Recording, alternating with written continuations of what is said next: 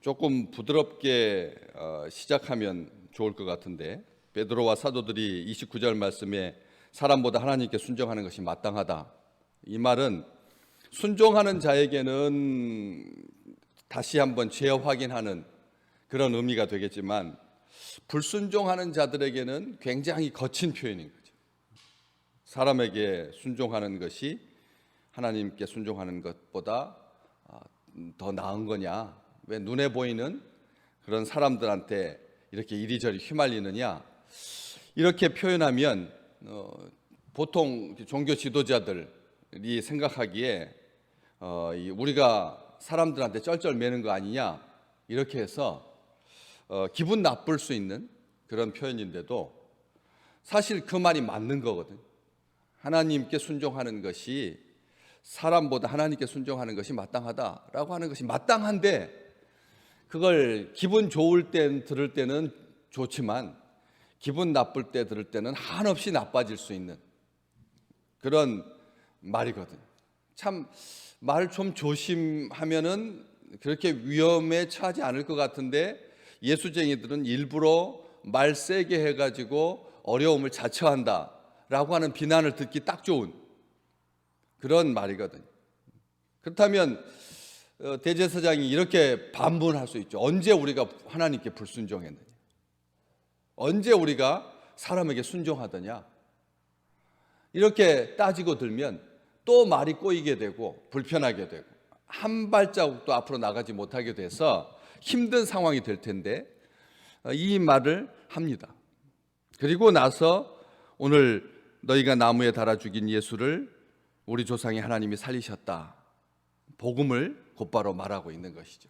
보통 우리가 먼저 말을 시작할 때는 부드럽게 하고 칭찬하고 유머부터 하고 위로하고 격려해서 간접 조명과 같이 사람들에게 부담을 주지 않게 무장을 해제시킨 후에 하고 싶은 말 할 텐데, 복음에는 그런 말이 필요 없다는 겁니다. 우리가 생각할 때 다른 어떤 것보다도 사람들은 복음에 대해서 받아들일 때 굉장히 경직되게 되고, 그리고 말이 안 되는 겁니다.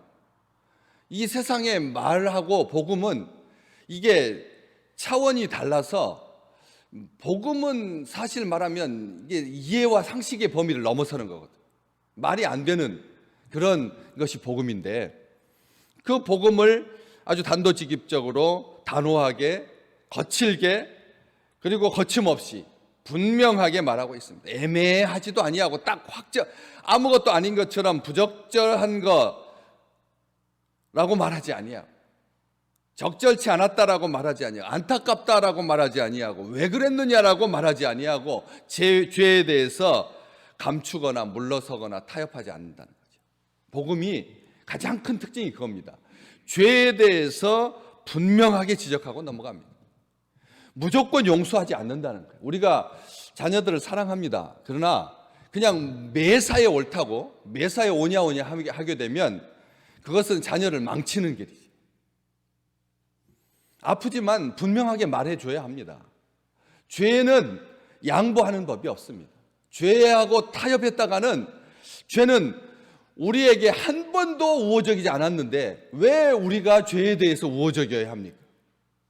죄는 우리를 죽이려고 하는 것이 목적인데, 우리를 하나님과의 관계에서 끊으려고 하는 것이 목적인데 왜 우리가 죄에 대해서 용납해 줘야 합니까? 다른 것은 만 번 용납하고 만 번 용서하고 만 번 품을지라도 죄에 대해서는 단호하셔야 된다. 사도들은 이 원칙을 분명히 합니다. 너희가 나무에 달아 죽인 예수, 너희가 라고 말하지 우리가 라고 말하지 않는다는 거예요. 너희가 죽였다는 거죠. 우리가 죽인 거라 아니다는 겁니다. 우리하고 너희하고 이렇게 같이 섞지 않는다는 거예요. 우리는 동족이다 이렇게 말하지 않습니다. 그 다음에 우리 조상 이야기가 나오지, 처음부터 우리는 피와 살을 함께 나눈 형제다 이렇게 말해가지고 우호적인 감정을 증진시킨 다음에, 감정을 좀 완화시킨 다음에 죄에 대해서 지적하고 있지 않다는 것이죠. 정확하게 말합니다.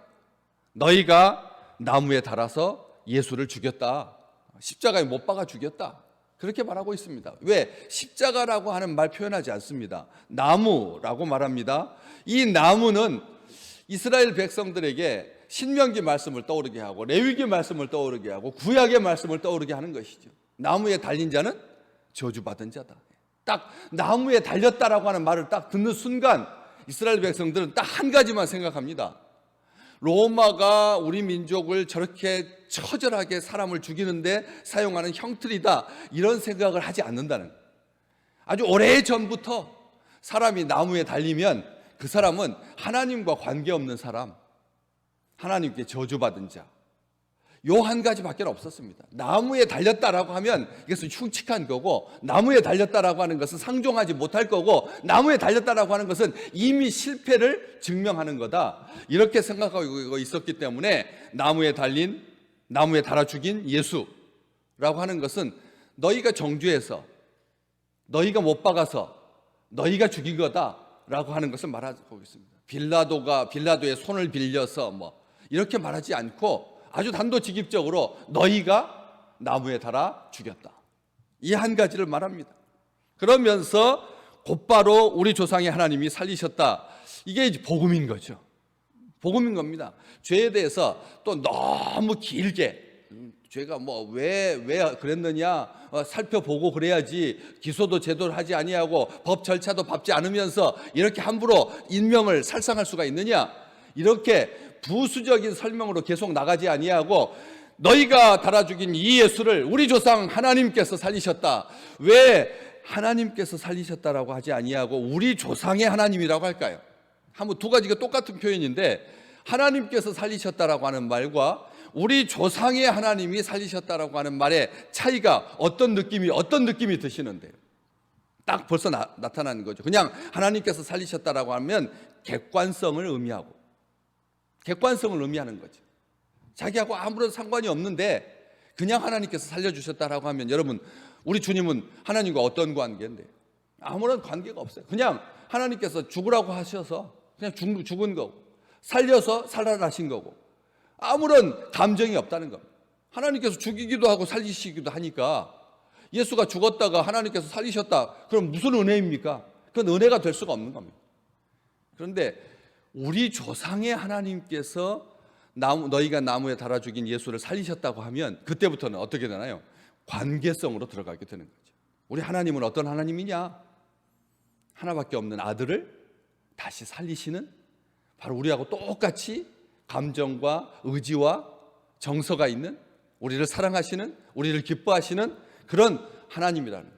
막연하지 아니하고 멀리 계시지 아니하고 관계를 객관화하지 아니하고 구체적이고 분명하게 더 친근하게 관계성을 가지고, 바로 우리와 하나님과의 관계가 우리 조상의 하나님이고 우리 아버지 하나님이고 바로 우리 하나님이다, 지금 그것을 말하고 있는 것입니다. 그래야지 하나님께서 아들을 살리신 것에 대해서 우리가 관여하게 되는 겁니다. 우리 주님이 우리의 주님이 아니시면, 우리의 아버지 하나님이 아니시면, 우리의 친구가 아니시면, 우리를 사랑하시는 분이 아니시면 주님께서 다시 살아나시는 것은 우리하고는 상관이 없는 일입니다. 그 지역은 우리하고 평생 만날 일도 없고 그 나라의 역사는 우리하고 무관한 역사입니다. 우리 주님이 나의 주님이 되셔야, 그래야지 주님께서, 우리 조상의 하나님께서 살리신 것이 의미가 되고 가치가 되고 그리고 부여가 되는 거죠.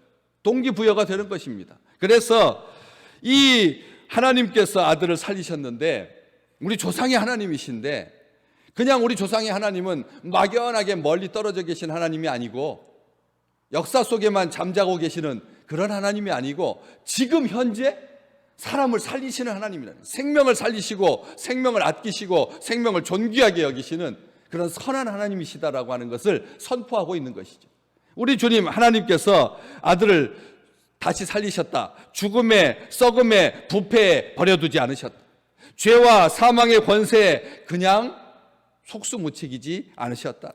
방치하지 아니하시고 간과하지 아니하시고, 또 죽음을 안타까워하는 것으로 끝나지 아니하시고, 발 동동거리면서 억울해하고 분해하고 소리만 지르고 있는, 한탄하고 주저앉아 있는 그런 무기력한 하나님이 아니라는 거예요. 우리가 생각할 때 이 세상의 만연한 죽음들 얼마나 나쁩니까? 자기가 사랑했다고 자기 데이트하다가 헤어졌는데 왜 남자가 여자를 죽이고, 아니 그런 일들이 왜 지금 우리 세대에 그런 것들을 봐야 하는 거예요? 진정 두 사람이 사랑했다면 그것은 성숙한 관계로 나아갈 것이고, 그렇지 못했다면 그 관계에 대해서 분명해야 되는데 왜 그 미련을 가지고 끝까지 쫓아다니고, 이게 법으로 지금 이게 불법이고, 그리고 절대 해서는 안 되는 일이에요. 적금도 금지당하고 통화도 금지당하고, 그리고 협박해서도 안 되고, 만약 이것이 안 되면 구치소에다 가둬야 되는 그런 상황인데, 이것은 정신질환인데 왜 이런 일로 인하여서 온 세상이 그 죽음 앞에 그냥 안타까워만 하고 있는 거죠. 이런 죽음이 늘상 우리에게 있습니다. 미처 살펴주지 못해서. 왜 아직도 조선시대도 아닌데 계모가 3살 먹은 아이를 때려서 죽인단 말입니까? 3살짜리 아이를, 그렇죠, 이 아이들 키워보면 막 진절머리 날 때도 있습니다. 그렇죠, 이거 그냥 가만히 놔뒀다가는 땡깡 부리고 지 멋대로 하고 해서 그냥 버릇을 바로 잡아주지 않으면 3살 버릇 80까지 가니까 회초리를 들어야 할 때가 있지만, 회초리를 드는 것과 때려 죽이는 것은 다른 거죠. 이런 일들이 매주 생깁니다. 매주 생깁니다.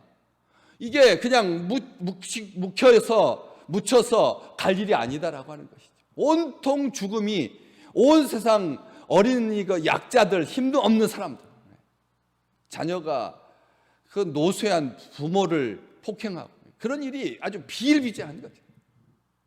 그런 일이 얼마나 많은지 모릅니다. 이거 완악하고 죄 중에 죄인데, 우리 하나님께서 말씀하셨습니다. 손대는 자는 부모를 향하여서 거역하는 자는 돌멩이로 쳐 죽여라. 우리 하나님께서 말씀하셨는데, 이 시대가 죽음에 대해서 발만 동동 부릴 뿐이지 어떤 해결책이 없는 상태에서 이렇게 역사가 이렇게 진행되는 이런 속에서 우리 하나님, 오늘 본문 말씀 31절 말씀, 이스라엘에게, 민족에게, 동족에게, 하나님의 백성에게 회개함과 죄사함을 주시려고, 그를 오른손으로 높이셔서 임금과 구주로 삼으시고, 그래서 생명을 얻게 하시고 활기를 얻게 하시고 열정과 헌신으로 살게 하시고 충성하게 하시는, 영생을 누리게 하시는 천국 하나님의 나라를 우리에게 주시려고 하나님께서 우리에게 오늘 또 생명을 허락해 주신 줄로 믿습니다. 하나님께서 우리에게 오늘 이 하루를 주신 것, 이 생명을 주신 것은 우리에게 죄에 대해서 죽은 자요 하나님에 대해서 산 자로 살게 하시려고. 로마서 6장 10절과 11절에서 바울이 로마 교회를 향해서 쓴 편지처럼 죄에 대해서, 세상에 대해서는 죽고 하나님에 대해서 살라고, 그래서 살려주신 거라는 것이죠. 바로 그분이 우리 하나님이십니다. 오늘 우리 하나님은 우리의 창조자이시고 우리의 구원자이시고 우리의 영혼을 사랑하시고 우리를 영혼을 사망에서 건지시는 자이십니다. 우리의 영혼을 사망에서 건져주시는 자입니다. 오늘도 매일 새롭게 하시는 하나님의 역사가 나타날 줄로 믿습니다. 수치를 당하게 하시지 아니하고 말씀대로 살게 하시고 복음대로 살게 하시고 예수 이름으로 살게 하시고 십자가의 능력으로 살게 하시고 세상에 대해서는 죽고 하나님에 대해서 살게 하셔서 사나 죽으나 하나님의 영광 가운데 하나님을 기뻐하는 자, 보혈의 능력과 십자가의 공의를 의지하여서 하나님께서 능히 살리지 능치 못할 일이 없다라고 하는 것을 더 전적으로 고백하고, 그 하나님과 함께 살아계신 하나님 생명의 능력 우리에게 주사 오늘 또 풍성하게 하시고 우리를 사랑하시는 하나님의 은총이 더하시기를 주님의 이름으로 축복합니다.